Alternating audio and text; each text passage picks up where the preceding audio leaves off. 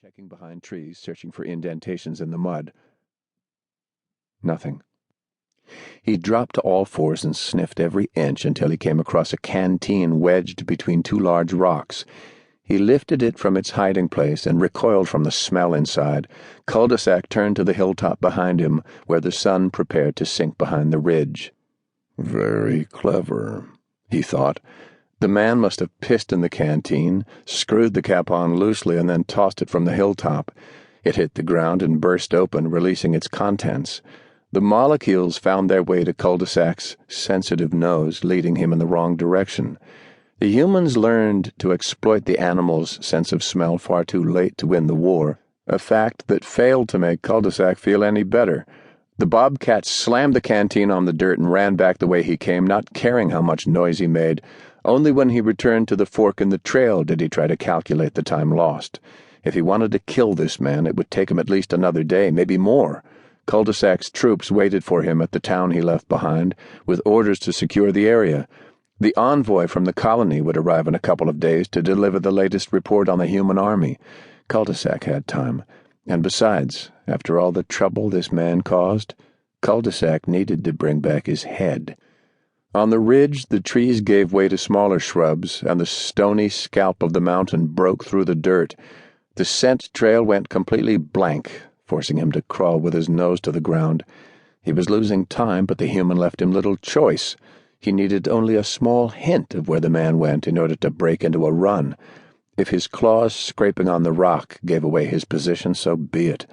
Let the human spend his last moments knowing that death could find him even in this peaceful place. The stink of human sweat popped up again near a thatch of bushes growing stubbornly among the stones. The wind bent them over, forcing them to grow at an angle. Stashed beneath the leaves was a white box, a first aid kit.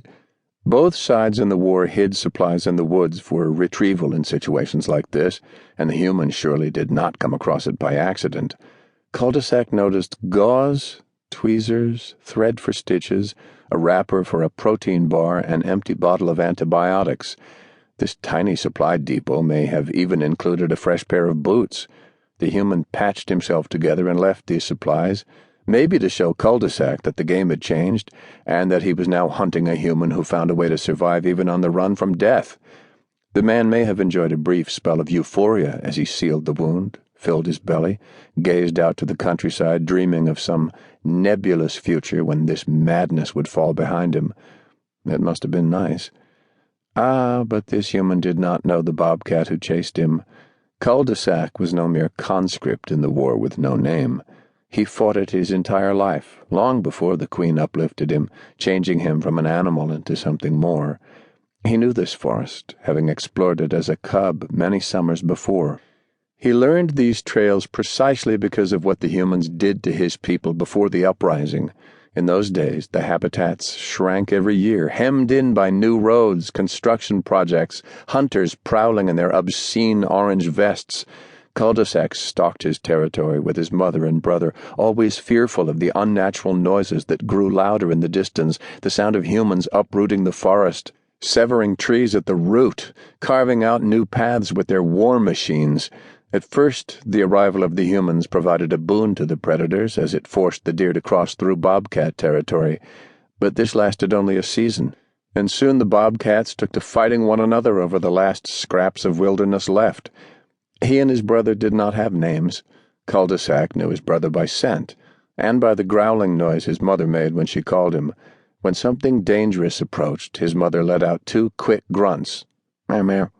At night, when they ate from a carcass, Culdesac's brother would sometimes lick the blood from his mother's face and paws. In those moments, she would say his name more gently, both a salutation and a thank you. Years later, after the change gave Culdesac the ability to speak, he thought of his brother as Murmur, a fitting name for a powerful bobcat who rarely needed to speak. One morning, Culdesac woke in his hovel to the sound of his brother baying in the early morning light. When he crawled out, he sensed an absence, an emptiness, and knew then why his brother cried. Their mother had gone missing in the night. Perhaps she abandoned them, having gone so many days without eating in order to make sure they were fed. Or maybe someone killed her, or some